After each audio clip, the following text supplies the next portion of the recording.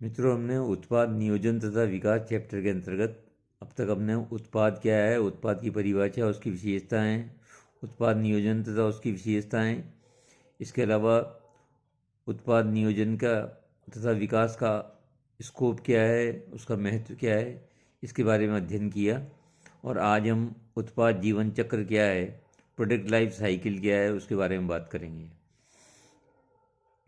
तो product life cycle क्या है, इसके बारे में बात कर रहे हैं। दुनिया का शाश्वत सत्य है कि जो जन्म लेता है वह मरता है। मानव, वनस्पति, पशु पक्षी आदि सभी जन्म लेते हैं और सामान्यतः विभिन्न अवस्थाओं को पार करते हुए मृत्यु को प्राप्त होते हैं। बेजान उत्पाद की भी यही कहानी है। उत्पाद भी जन्म लेता है और विभिन्न अवस्थाओं को पार करते हुए समाप्त हो जाता है। प्रोफेसर थियोडोर लेविट ने पहले व्यक्ति थे जिन्होंने उत्पाद जीवन चक्र अवधारणा को प्रचारित किया। इसके बाद तो professor Vasan, professor Luck, professor Brackwell, professor Robinson आदि ने इस अवधारणा को आगे बढ़ाने में योगदान दिया। उत्पाद जीवन चक्र एक विशिष्ट अवधारणा है जो किसी उत्पाद के जीवन की विभिन्न अवस्थाओं को प्रकट करती है। जिस प्रकार एक मानव का जीवन चक्र विभिन्न क्रमागत अवस्थाओं से बना हुआ है, ठीक उसी प्रकार एक उत्पाद का जीवन चक्र भी विभिन्न अवस्थाओं से बना हुआ है। एक मानव जीवन में जन्म, बाल्यकाल अवस्था, किशोर अवस्था, युवा अवस्था, वृद्धावस्था क्रमशः आती है। उसी प्रकार एक उत्पाद की भी यही अवस्थाएं आती हैं। उत्पाद जीवन चक्र का आशय। उत्पाद जीवन चक्र को सामान्यतः एक रेखा चित्र के माध्यम से प्रकट किया जाता है। इसमें किसी उत्पाद के बाजार में प्रस्तुतिकरण को लेकर उसके बाजार से हटाने तक में से विक्रय की विभिन्न अवस्थाओं को दर्शाया जाता है। प्रोफेसर कोटलर के अनुसार उत्पाद जीवन चक्र किसी उत्पाद के विक्रय इतिहास की विभिन्न अवस्थाओं को पहचानने का प्रयास है। रिचर्ड बुशकिर्क के शब्दों में, उत्पाद जीवन चक्र अवधारणा एक जीवित प्राणी की तरह ही है जिसमें उत्पाद का जन्म होता है, कुछ समय विकसित होने लगता है कि अंत में परिपक्वता को प्राप्त करता है, तत्पश्चात अंततः मृत्यु के लिए गिरावट प्रारंभ हो जाती है। इस प्रकार उत्पाद जीवन चक्र अवधारणाएं बताती है कि उत्पाद का जीवन चक्र विभिन्न अवस्थाओं से गुजरता है। इन अवस्थाओं को जन्म, प्रस्तुतिकरण, विकास, परिपक्वता, संतृप्ति तथा मृत्यु के लिए पतन के नाम से जाना जाता है। उत्पाद जीवन चक्र की ये सभी सामान्य अवस्थाएं हैं। उत्पाद जीवन चक्र की कभी कभी मानव जीवन चक्र की तरह अचानक समाप्त भी हो सकता है। जीवन चक्र की अवस्थाएं निम्नलिखित हैं। नंबर 1, उत्पाद विकास अवस्था, प्रस्तुतिकरण अवस्था, विकास अवस्था, परिपक्वता अवस्था, संतृप्ति अवस्था, पतन से मृत्यु की ओर किसी अवस्था। अब सबसे पहले है उत्पाद विकास अवस्था। इसे उत्पाद की जन्मावस्था भी, बर्थ स्टेज भी कह सकते हैं। उत्पाद जीवन चक्र का प्रारंभ उत्पाद विकास की प्रक्रिया के साथ प्रारंभ हो जाता है। उत्पाद विकास की प्रक्रिया में उत्पाद की सर्वप्रथम जांच, विपणन, टेस्टिंग की जाती है। तत्पाद उसका व्यवसायीकरण किया जाता है। इस अवस्था में उत्पाद का विक्रय नगण्य होता है जबकि विनियोग लागतें बहुत अधिक आती हैं। फलतः इस अवस्था में उत्पाद से लाभ होने का तो प्रश्न ही खड़ा नहीं होता।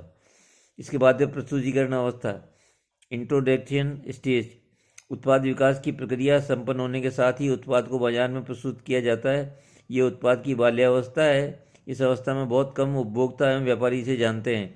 इसके गुणों से भी बहुत लोग परिचित नहीं होते। अतः इस अवस्था में उत्पाद का बाजार में कोई विशेष स्थान नहीं होता। फलतः इसकी मांग भी बहुत सीमित होती है। संक्षेप में इस अवस्था में सामान्यतः उत्पाद की स्थिति इस प्रकार होती है। उत्पाद की मांग बहुत कम होती है। उत्पाद की मांग में वृद्धि दर भी बहुत कम होती है। माल की मांग भी कुछ उपभोक्ताओं तक ही सीमित होती है। उत्पाद से लाभ बहुत कम होते हैं, उसमें हानि भी हो सकती है। नेक्स्ट, कम लाभों या हानि या प्रमुख कारण उत्पादन एवं संवर्धन लागतों का अधिक उत्पादन होना ही होता है। छठा, माल के वितरण के लिए मध्यस्थों को आकर्षित करने तथा माल का भंडार बनाने के लिए बहुत अधिक धन की आवश्यकता पड़ती है। और सातवां, संवर्धनात्मक साधनों पर व्यय अधिक करना पड़ता है। उत्पाद प्रवेश अवस्था में कई संस्थाएं अलग अलग प्रकार की विपणन व्यूह रचनाएं अपना सकती हैं। कुछ संस्थाएं ऊंचे मूल्य एवं कम संवर्धन खर्च की रणनीति अपनाती है। यह रणनीति तब कार्य कर सकती है जबकि अधिकांश उपभोक्ता उत्पाद के बारे में जानते हों तथा अधिक मूल्य देने के लिए तैयार हों। कुछ अन्य संस्थाएं उत्पादों को बाजार में प्रवेश कराने के लिए कम मूल्य एवं अधिक संवर्धन खर्च की नीति अपना सकती है। यह नीति उस समय कार्य करती है जबकि उपभोक्ता उत्पाद के बारे में नहीं या बहुत कम जानते हैं तथा अधिक मूल्य देने को तैयार न हो। कुछ अन्य संस्थाएं जो बाजार में अग्रणी स्थान बनाए हुए हैं, वे उत्पाद प्रवेश के समय अधिक ऊंचे मूल्य रख सकती है किंतु ऐसा नहीं करती। वे धीरे धीरे उत्पाद की अगली अवस्थाओं में अधिक मूल्य रख सकती हैं। प्राय संस्थाएं दूसरी नीति को ही अपनाती है। इसके बाद तीसरा है विकास अवस्था, ग्रोथ स्टेज। यदि उत्पाद बाजार में प्रवेश करने के लिए बात उपभोक्ताओं की अपेक्षित संतुष्टि प्रदान करता है तो वह विकास अवस्था को प्राप्त करता है। इस अवस्था में उत्पाद का विक्रय गति तीव्र गति से बढ़ता है।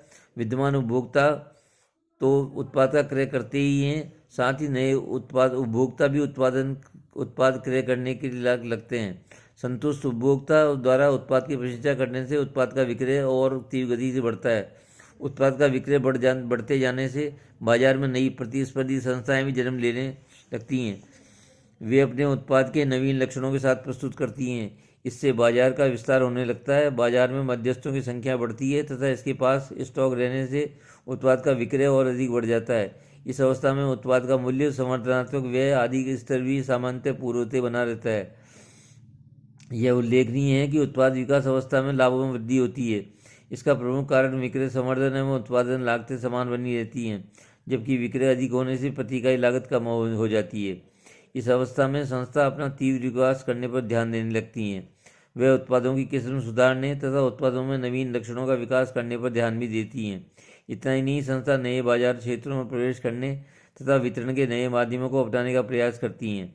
समय आने पर संस्था अपने उत्पादों के मूल्यों में कमी करती है ताकि अधिकाधिक ग्राहकों को आकर्षित किया जा सके।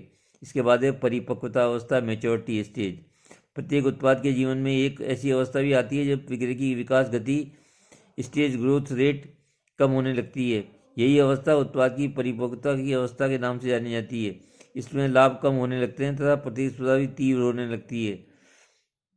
ऐसे में संस्था को संवर्धनात्मक साधनों का उपयोग बढ़ाना पड़ता है, जिससे लाभों पर और भी दबाव बढ़ जाता है।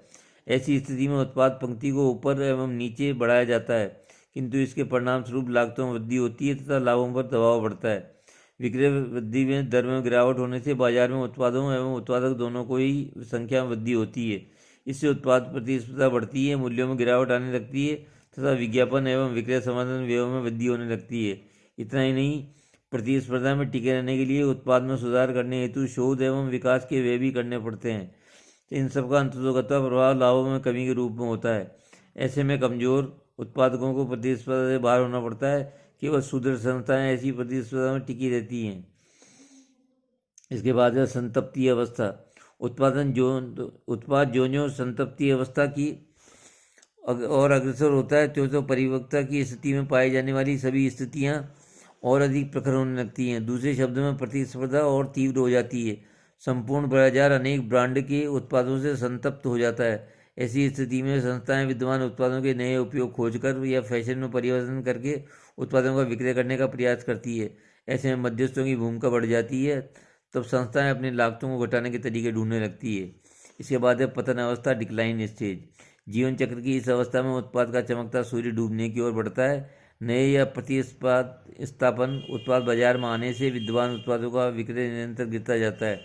उत्पाद की इस अवस्था में पहुंचने पर विक्रय गिरने से कुछ भिन्न कारण होते हैं, जैसे उपभोक्ताओं की रुचि में परिवर्तन, तकनीक में परिवर्तन, अत्यधिक प्रतिस्पर्धा आदि।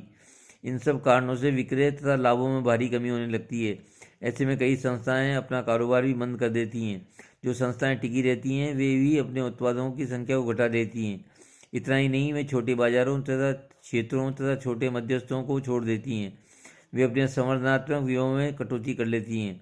अंततः वे अपने उत्पादों के मूल्यों को भी घटा देती हैं। उत्पाद इस अवस्था से धीरे धीरे नीचे गिरता जाता है। जब उसे नीचे मूल्यों पर बेचना कठिन हो जाता है तो उसे जारी रखना संस्था के लिए बहुत महंगा पड़ने लगता है। इससे संस्था की ख्याति और बुरा प्रभाव पड़ने लगता है। तब एक दिन ऐसा भी आता है जब संस्था को उस उत्पाद को त्यागने का निर्णय करना पड़ता है। अब है उत्पाद विकास। सामान्यतः उत्पाद विकास से तात्पर्य नए उत्पाद के विकास से ही लगाया जाता है। अतः इसमें वे सभी कार्य सम्मिलित हैं जो किसी नवीन उत्पाद के विकास के लिए आवश्यक होते हैं। उत्पाद विकास की कुछ प्रमुख परिभाषाएं निम्न प्रकार हैं। कोटलर तथा आर्मस्ट्रॉन्ग के अनुसार उत्पाद विकास की संस्था की उन्नति के लिए वह व्यूहरचना है जिसके अंतर्गत विद्यमान बाजार संभागों से संशोधित या नए उत्पाद प्रस्तुत किए जाते हैं। स्टेंटन तथा सेल एक द्वारा उत्पाद विकास उत्पाद बाजार उन्नति की वह व्यूहरचना जिससे जिसमें संस्था अपने विद्यमान बाजारों को बेचने के लिए नए उत्पादों का विकास करती है। निष्कर्ष के रूप में कह सकते हैं, उत्पाद विकास वह विविधता है जिसके अंतर्गत विद्यमान बाजार की अपेक्षाओं के अनुरूप नए उत्पादों का विकास कर बाजार में प्रस्तुत किया जाता है।